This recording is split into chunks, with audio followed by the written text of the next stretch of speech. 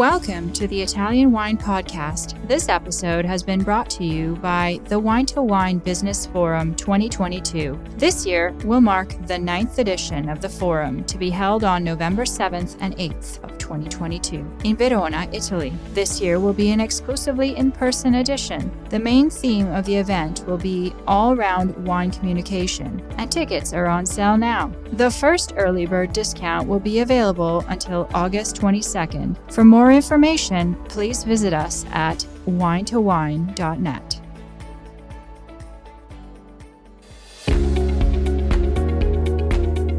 Italian Wine Podcast, a Wine2Wine Business Forum 2021 media partner, is proud to present a series of sessions highlighting the key themes and ideas from the two-day event held on October the 18th and 19th, 2021. This hybrid edition of the Business Forum was jam-packed with the most informed speakers discussing some of the hottest topics in the wine industry today. For more information, please visit wine2wine.net and tune in every Thursday at 2 p.m. Central European Time for more episodes recorded during this latest edition of Wine2Wine Business Forum.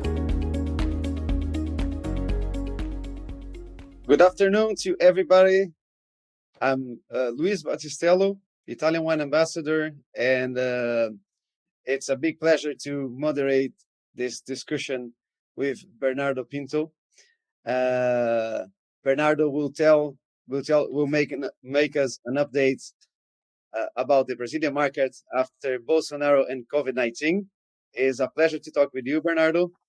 And so I would like to briefly introduce Bernardo to our audience. Well, Bernardo studied gastronomy in Brazil. He is a specialist in wine and spirits by the WSET in London. He was the first person in Latin America to obtain the WSET Diploma in Wines and Spirits. He is the technical director at Zahil Wines in São Paulo. He manages the company's portfolio. He also lectures WSET courses and consults for companies and private consumers in Brazil. Bernardo is also an official Sherry Educator and a Vinitaly International Academy Ambassador, as well as part of the body of students of the Institute of Masters of Wine since 2012. So welcome to this panel, Bernardo. I'm sure you have lots of things to tell about the Brazilian market right now, about the changements and the habits of consumers, how things change related to the government, to the politics, or to the new habits after COVID. So please tell us about your subject, and I'll be moderating the questions for our guests. Thank you, Luis. Can you hear me? Is it okay? Yes. Okay. It is okay. Great to meet you, man. Finally. Yeah. Thanks for the introduction. Hi, everyone. Good morning. So this is a follow-up on a session we did 3 years ago when I was in Verona. Unfortunately, I wasn't able to come this year due to COVID restrictions. And I did prepare some slides for you to see. I actually have enough things to say for about a week of presentations, but we only have 30 minutes. So I have to be quick, and I hope I can convey a little bit about our situation here in Brazil. I am planning not to get very political, so I don't want to discuss the political situation. I'm going to focus on the wine side of things, or the economical side of things a little bit. But the idea is to update whoever saw the last session and inform whoever wasn't able to attend in 2018. There you go. You have my first screen there. So 3 years ago, we were talking about how Brazil can be an alluring country in many ways. But when you talk about business, when you talk about wine specific, there are many pitfalls, many difficulties, many obstacles. And we focused on the fact that it's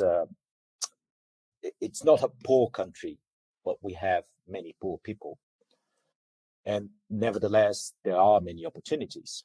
So I'm going to give you a tour and an update, because then we were about to see the elections and the results of the elections, and we were very uncertain about the results. And of course, never mind the elections, because then came COVID and things changed a lot. So I hope I can give you some insights. I just wanted to thank Wine Intelligence for the data they provided. There was a lot of data in 2018, and they updated the key facts for me this year through Rodrigo Lanari, who is their manager here in Brazil, and WineNext, his company. But I'm also going to show you some very specific data provided by Ideal Consulting. They audit duty numbers. They audit the importation numbers in Brazil. So it's quite precise. Let's go to basic numbers. So we are about 200 million people in Brazil, from which about 140 million adults. So potential wine consumers. It's quite a lot of people. We have been downgraded in the last years from 8th to 13th economy in the world, which is sad, but a little bit, it was predicted. We could see that coming. We've been going through we live in a constant roller coaster in Brazil, in many ways, specifically politically and economically speaking. So we've been downgraded, but nevertheless, it's the 13th economy in the world. It's quite a powerhouse. It's a huge country, as you will see. And just recently, Wine Intelligence announced Brazil to be the 14th most attractive wine market in the world. And I think, and I hope you see why in the next few minutes. We last year, according to Ideal, they collated data from imported wines and locally made wines. We consumed about 55 million cases, 9-liter cases of wine, which is not something to discard. And about 30% of that was imported wine. And that's a very important bit of information, because that's quite a lot of wine, but it's also an indicative that there's a lot of space to grow, and we'll look into it.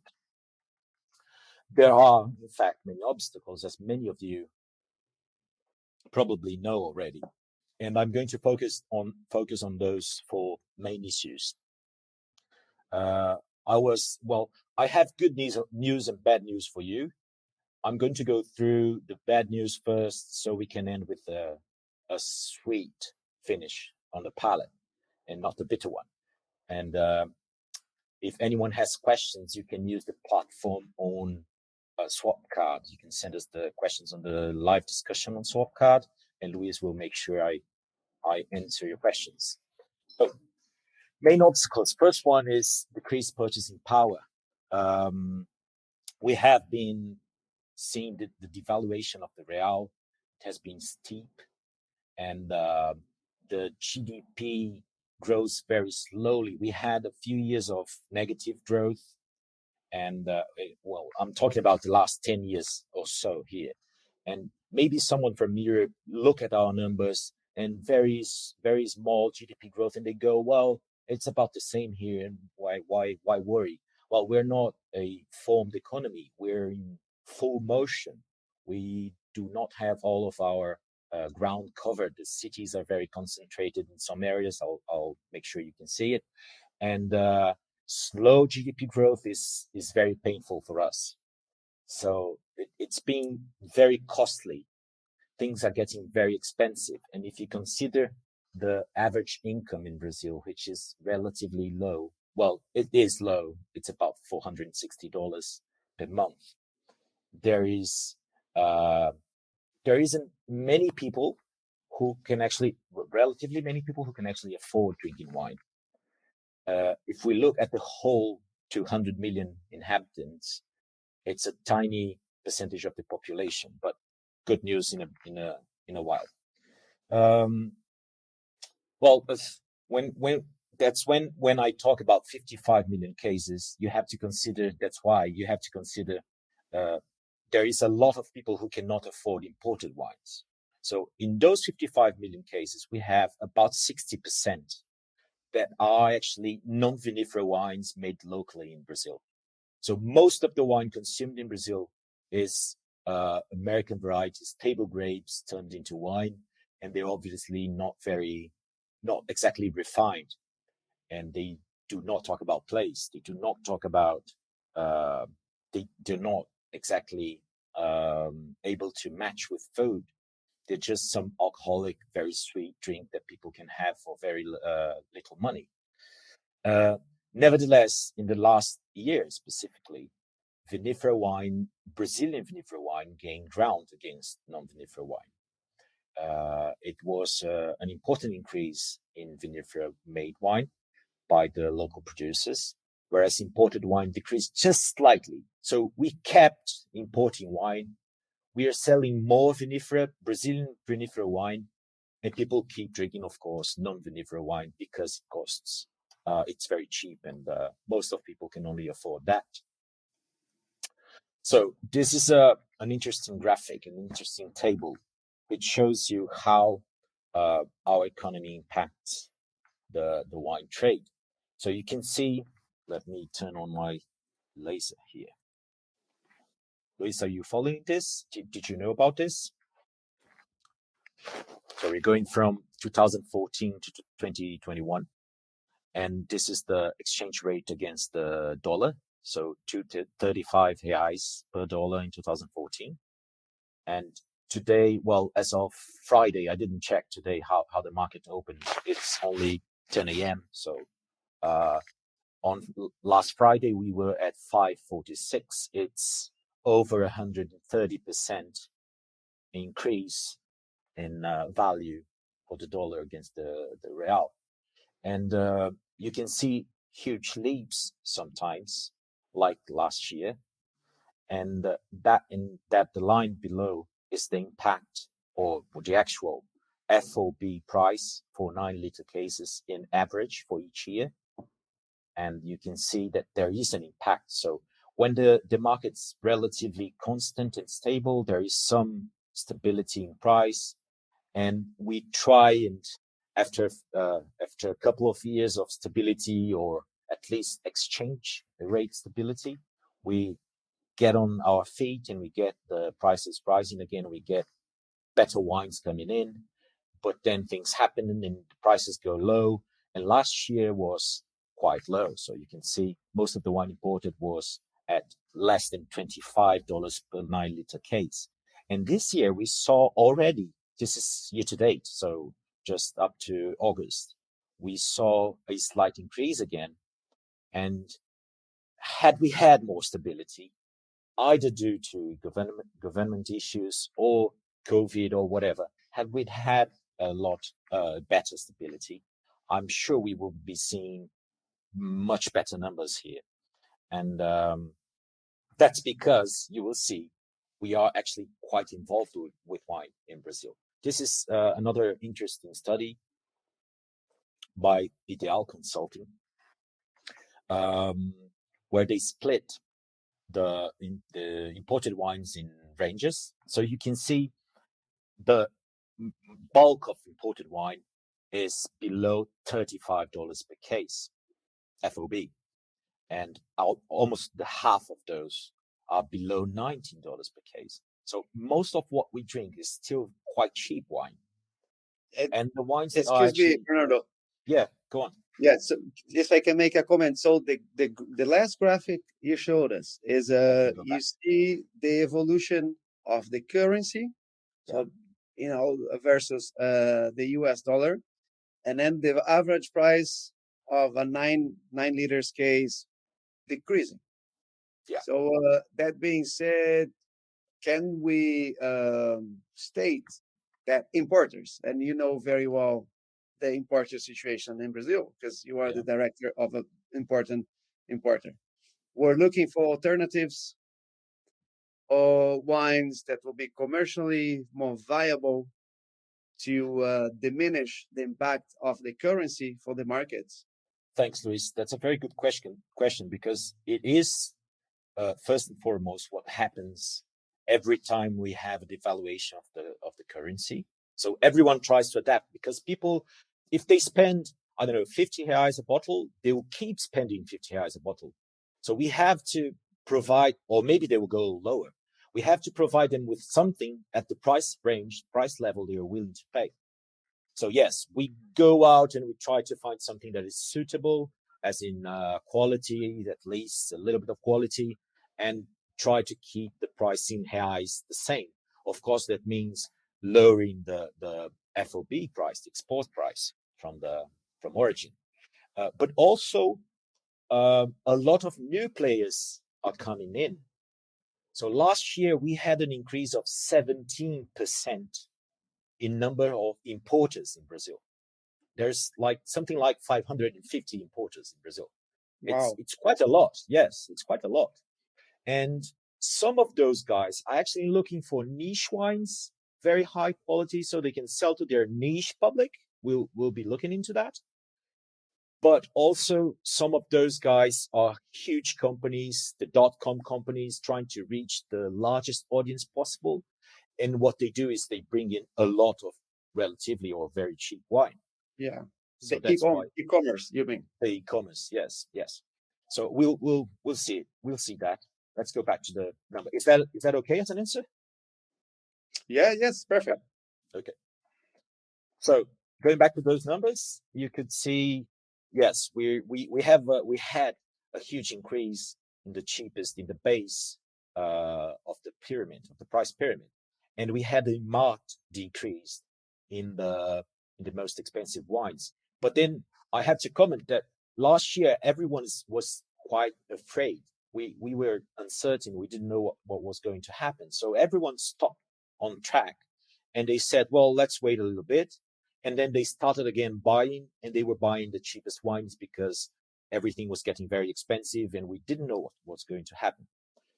But then people realized that the average consumer, the guy who actually drinks expensive wine, was not traveling, because those people travel quite often either for work or for leisure, for their vacation, and they go to New York and they buy wine, they go to London and buy wine, they go to Italy and they visit producers, and they go to the wine shops in Italy and they buy wine, and they bring in their very expensive bottles when they're traveling, and they might not buy those wines in Brazil. But since they were not traveling, many people started buying the expensive wines again in Brazil, and many importers restarted importing their expensive wines just too late in the year or in the first months of 2021. So we will see a change in that in the future. I don't know what's going to happen again now that the Brazilians are traveling, but we will see. Well, we will see. You wanted to say something, Luis? Yes. According, for example, the premium wine category, you were saying people were not traveling, they were not getting the wines directly from their sources, from their wine shops or from the wineries. And Brazil is a country where you are allowed to bring quite a reasonable amount of alcohol with you as a traveler, which is something that's 16 liters, 12 bottles. 16 liters. Oh, no, I'm sorry. 12 liters, 16 bottles. Yeah. Yes. Which is an exception in many countries, because you go to the US, you can take 2 bottles. It is much more restricted. And this for Brazil, how can that impact for the imports? For example, for the importers, how can the importers deal with that if you are for the premium category? How I imagine that the wines brought to the market were of a lower FOB price. For you as an importer, how difficult it is to deal with premium wines in Brazil? Is a sector that can develop more, because we saw a drop of -9%. We do definitely need to make sure it will develop, because those are the wines that we actually have something to tell about.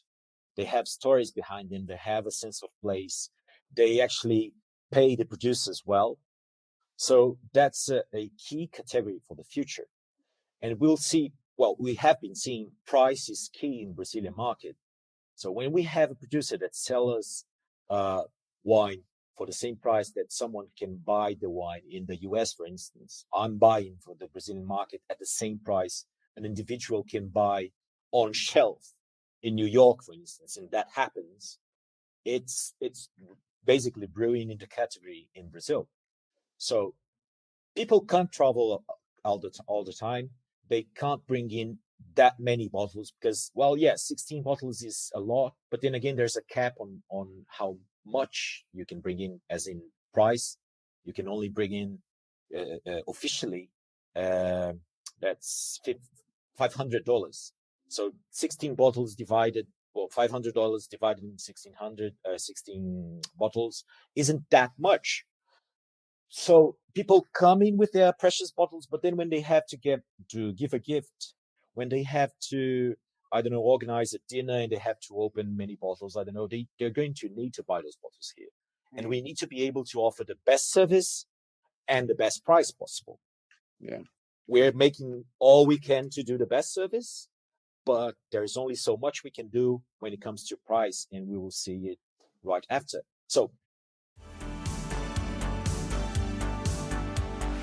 are you enjoying this podcast? There is so much more high-quality wine content available from Mama Jumbo Shrimp.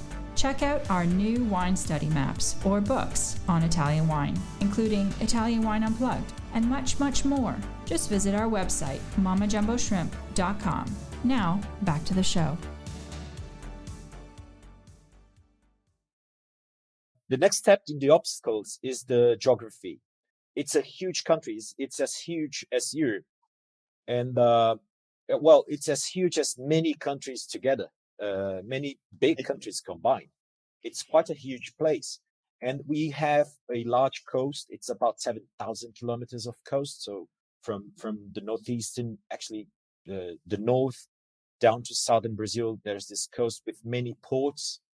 And the wine that comes in comes mostly through sea, even if it's coming from Argentina, Uruguay, and Chile. Most of it comes through sea. Some of it comes through land. And then we have to distribute everything throughout the country.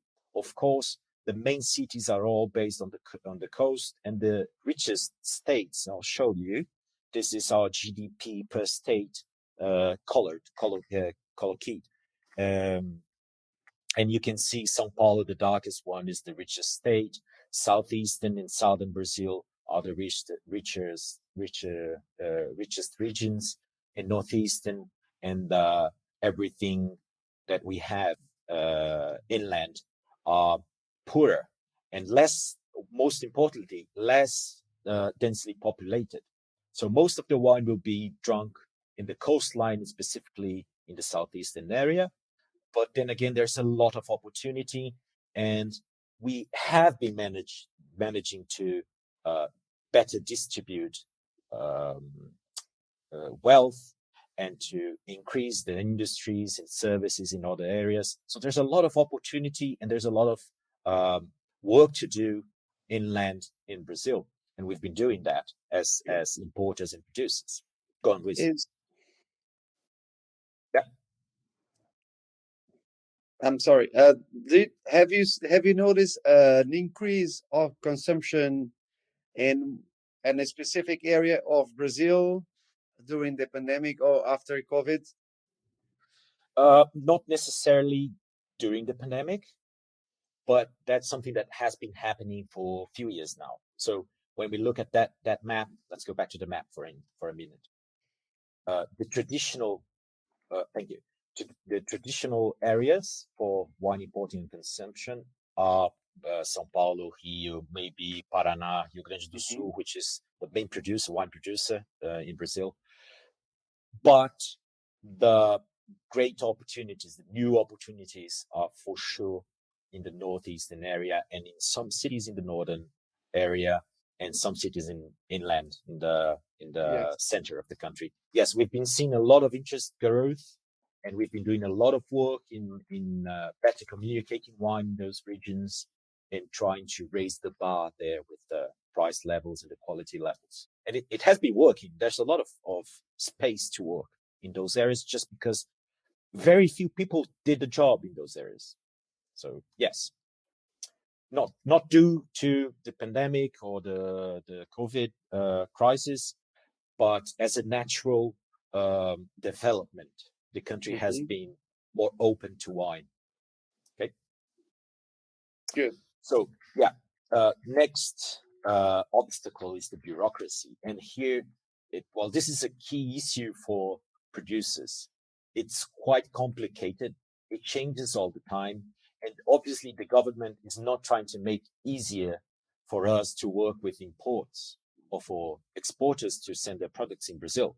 So our certificate of origin and the analysis documents have specific formats. You need to do things like the government wants you to do, and not everyone is ready to do this. So you need to have a clear idea, understand how you have to do this. And when you send your wines to the labs to make analysis, and you want to send them to Brazil, you have to send them to labs that are actually authorized by the Brazilian government. There's quite a lot of restrictions there. They require digital and print versions. You have to have all the print documents at hand in order to nationalize the wines. There are way too many steps, and nothing is very clear. Every year we have changes in the regulations. For instance, last year they required everything to be tied with the lot numbers. So when you send a pro forma to Brazil to confirm your interest in sending the wines, that pro forma has to have the lot numbers of the actual wines that you're going to send. And that's not obvious because many times the wines are not even bottled yet. So everything has to be very well orchestrated, so in order for you to get your product into Brazil. Organics have a specific law where we can't do anything we want. The Brazilian government wants the certification they have produced with their own certificating bodies, etc. I'm going to speed this up because I think we're going to run out of time. And labeling is very specific. So you need to have a partner in Brazil. You can't just do things and then sell them to whomever is buying, because oftentimes the wines are going to be blocked at port because you don't have things properly made. The tax, I'm not even going to go deep into this, but you can see from the numbers, there's quite a lot of the taxes. They're applied over each other and over cost and freight. And in some states, because each state has their own taxes, in some states, the VAT, our VAT version, the ICMS, can go up to 77% on top of everything. So wine can be very, very expensive, and you can understand why not so many people are going to drink wine. But then the good news was the true potential we have, because not that many people is relative to the whole population, but there's quite a lot of people who drink wine. Wine Intelligence considers 39 million regular wine drinkers in the Brazilian market. I wouldn't say that's regular, because they consider it to be whomever drinks one bottle per month of wine as a regular drinker. But okay, statistically, those are regular drinkers. And that number has been increasing a lot. So in 2010, we were 22 million people. So it's a very steep increase in regular wine drinkers. From those, and I don't have the latest numbers because I don't know if they did this research last year, but in 2016, when we had 32 million, just about 32 million people who were regular wine drinkers, 23 of those drank imported wine. So it's not only about the non-vitis vinifera grape wine that we make here. And while on top of that, 12 million people are weekly consumers of imported wine, or were in 2016. So that's quite a lot of people who actually have the money, who actually have the interest, and I'm going to show you. They're highly involved, according to Wine Intelligence. Again, last year, about half of those were averagely involved in wine, and that means they do understand what they're drinking. They're trying to find new things. They try to understand the label. They're not just opening a bottle and drinking. They're trying to better understand the product, and they're going after new products. And as you can see from WSET numbers, in 10 years, we had more than 8,000 exams applied in Brazil. There are 2 APPs. Wow. And in 2018 only, there were 1,200 exams applied in Brazil. It's more than 4,000. I have information from the two APPs, different APPs. So from 4,000 unique students in 10 years. And that means people who are actually investing heavy money in better understanding wine. Very few of those people are actually professionals. Most of those guys are wine lovers, and maybe they'll turn into professionals. Oftentimes they do become professionals. We have 4 year ambassadors with Luis, who is based in France. We have 5 Brazilians who are actually ambassadors for Italian wine. And that's, I think, very good news. And for Italians in particular, le belle notizie per gli italiani. Siamo un paese di italiani. We're about 500,000 Italians. Well, I mean, Italian citizens who are registered, living in Brazil, but just under 30 million people from direct Italian descent who actually make sure you know, they go telling, oh, well, I am from Italian descent. I'm going to drink wine from the region from where my grandfather or my great-grandfather came from.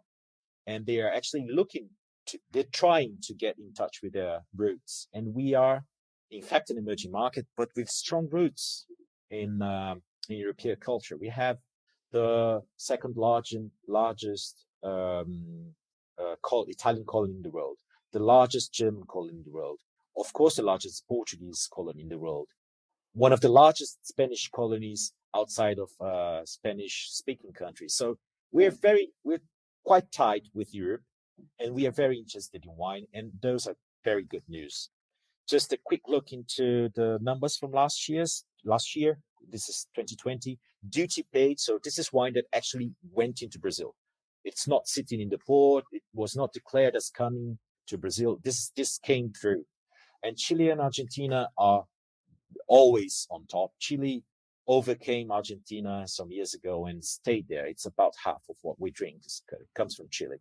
Argentina and Portugal are the next ones. And I have to say, they're the next ones because they invest a lot in the market. There's a lot of events of from Argentina and Portugal. Portugal gained a lot of ground in the last few years, organizing tastings and events and fairs and all sorts of things to make sure they were going to be third and even second. They surpassed Argentina just for a little bit in the last 2 years. Whereas Europe last year gained a lot of ground. Italy lost a little bit, but I have to say this was good because most of the volume that went down here is Lambrusco, and very cheap Lambrusco, not the good quality one. And there was the value was sustained, so it's relatively good. France had been losing ground, so this is very good from France. Last year was very good for France. You're going to ask, Luis? Yes, concerning 2 Italian wines specifically, for example, we see that you were mentioning that, Lambrusco, low commercial Lambrusco were losing ground, and then Italy is minus 3.5%. Do you think Brazilians are still very traditional in their choice for Italian wine, or some people are starting to change and looking for different regions, different grapes, other things? Because we know that Brunello di Montalcino, Barolo are still Amarone, the major type of wines people will buy in Brazil. Do you see consumers going to other things? When we talk about the very highest level of wine, of course, Barolo, the Super Tuscans, everything, those wines they dominate. But, well, if any of you are able to get your hands on the researchers from Wine Intelligence, they talk a lot about how people are adventurers, how they're willing to try new things. So statistically, we are very tied to the traditional names and even to the maybe to the lowest prices, of course. But people are willing to try and discover.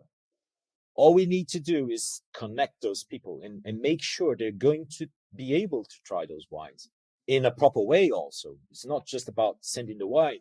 We have to prepare the terrain. We have to talk. We have to present it. You all know that because you've been doing that. You producers who are watching us, You've been doing that in other countries. And when you did it in Brazil, if you're Italian, in the past, there was a lot of investment from Italy in Brazil. When you did it, the numbers went up. When you stopped doing it, because Italy and France is even worse, but you stopped doing it, and who went up? Portugal.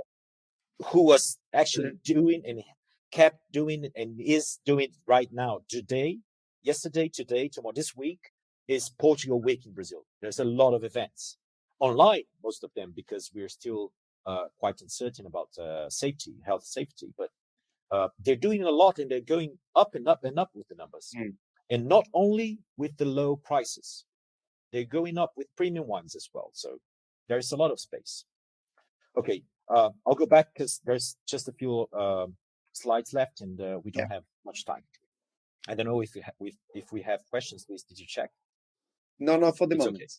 All right. So how do Brazilians drink wine? We have a weather and a gastronomy that actually are they almost demand white and rosé wines, but we drink reds. We have this culture of the red wine, and we drink reds. But I have to say, these numbers very recently updated. So from last year, they are very good in that way. We used to be importing 85 to 88% of red wines. So there was an important increase. The last time I did this session in Wine2Wine, this was 82%.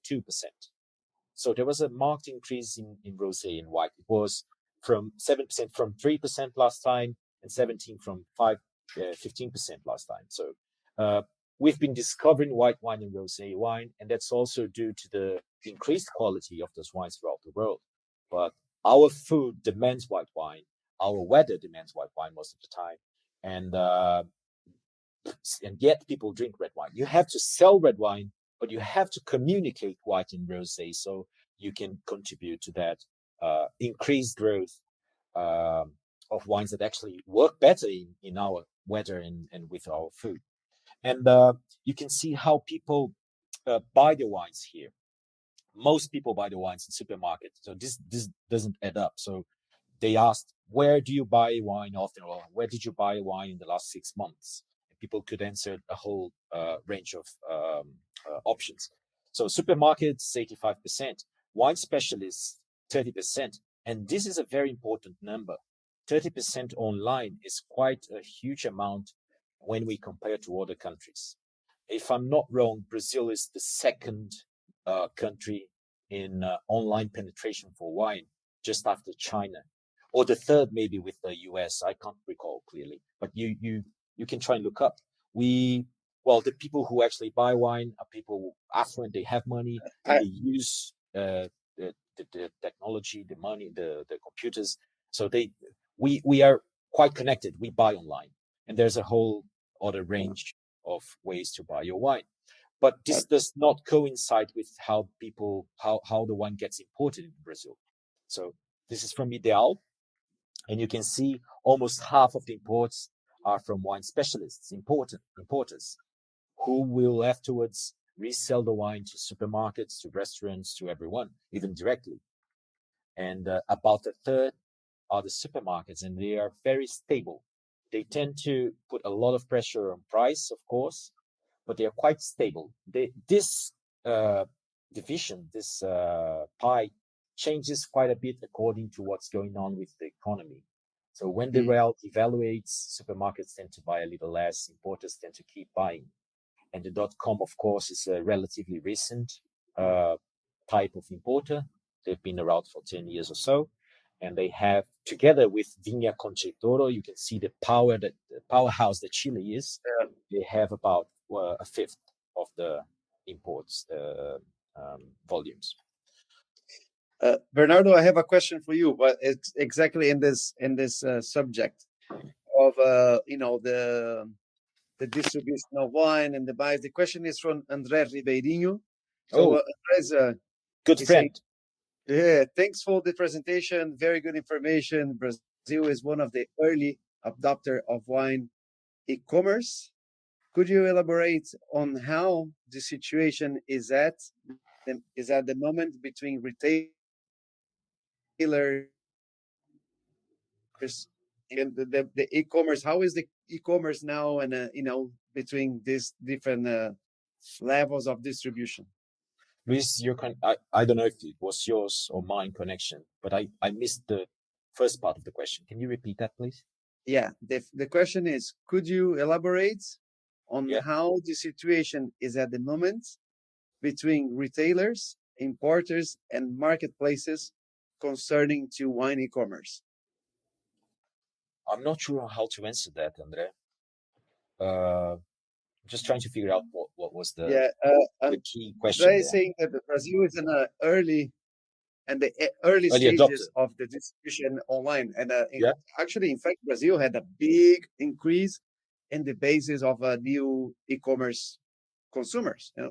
It's quite convenient to receive your box of wine at home, and I think people were more interested and less intimidated. I think Brazilians, a lot of people feel still intimidated. People were feeling comfortable at home of receiving their bottles and spending the budget they have, because I think it's something that most of the market in Brazil is dormant, and these people, maybe they are not able to spend 80 reais, but they can spend 30, but they don't want to go to the shop and say that they only can spend 30 euros, 30 reais. So e-commerce is really changing the habits. Do you think this will grow, will develop? I'm most sure it will. Well, you can see here, we don't have proper statistics on how the wine is sold on the market. You can only guess or adapt and infer from this kind of researches or queries by Wine Intelligence. So you can see 30% of people do buy online, and this has been increasing, and I'm sure it's going to increase. First and foremost, because Luis is right, people are intimidated. So it's easier to buy online, and you don't have to face no one. You don't have to face the sommelier or the wine seller with the questions and with the how do you like your wine. People don't know how they like their wines. So they will go online, they find the price, and they will buy it whenever they want. So it has been growing. Marketplaces, so I can see the questions and the complement to the questions now. Marketplaces are growing a lot. And I've been involved in setting up marketplaces in the last 6 months. And I think next year there will be maybe too many marketplaces. Mm-hmm. We'll see way too many people selling wine through marketplaces. And then, of course, there will be some sort of rearrangement, and we'll see who will stick. But yes, everything is working, and I think it's going to be, it will grow even more. If you think that this year, wine.com.br reached first place amongst importers in Brazil. So they sell almost exclusively online. They've been investing in physical wine shops, but they sell almost exclusively online, and they reached number one. They are now number one importer in Brazil. Wow. It's going to be massive. It's very promising. It will just increase and increase. So, but Brazil is a country where transportation and logistics are very complicated. So maybe the online shopping habits they should help. Yes, it's easy. And so I'm gonna speed through this. You can see later. I'll make this available to everyone. So how do we select our wine? And go directly to the takeaways so we can close the session because it's time. So we have strong economic disparity. There is nevertheless a huge potential of tens of millions of consumers. There is already a large base of consumers. Those tens of millions already drink wine. We only need them to get better involved and drink more or better wine. There are huge bureaucracy and taxes. You have to have a good middleman. You have to have a good partner, and that means someone who will guide you through the market. It's quite complex and it changes all the time and it's a mess. So you have to have someone you trust so you can work with. And there's, of course, the strong cultural ties, but we have to work together to develop the wine culture. How can you fare better than the competition? Yeah. So first and foremost, pay attention to the documentation and legal requirements. Get some help. by the local importer, by someone you pay in Brazil, I don't know. But figure it out and avoid the very high costs of not having your product going straight into the market. Work on the label and image. That's very directly related to how people buy wine in Brazil. Very traditional labels are getting more and more behind the up and new coming. Yes. Thank you, Bernardo, for your label. Yeah. Yeah, I think we are out of time, and I would like to thank you and thank you, our staff, and say that was a great presentation. You give a very nice overview of Brazil, of the potential in the market, and is a promising market for sure. And I'd like to thank you again, and thank all our audience for hearing your very wonderful presentation. Thank you very much. Thanks, man. Thanks, everyone. I'll make sure this is available for you.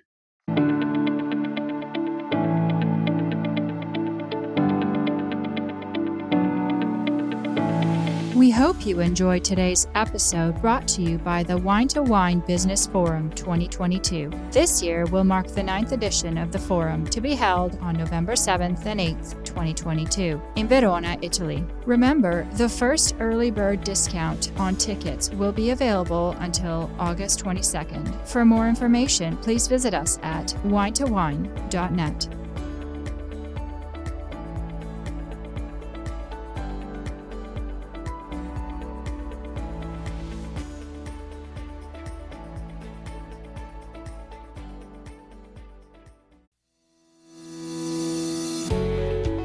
Guys, I'm Joy Livingston, and I am the producer of the Italian Wine Podcast. Thank you for listening. We are the only wine podcast that has been doing a daily show since the pandemic began. This is a labor of love, and we are committed to bringing you free content every day. Of course, this takes time and effort, not to mention the cost of equipment, production, and editing. We would be grateful for your donations, suggestions, requests, and ideas. For more information on how to get in touch, go to ItalianWinePodcast.com.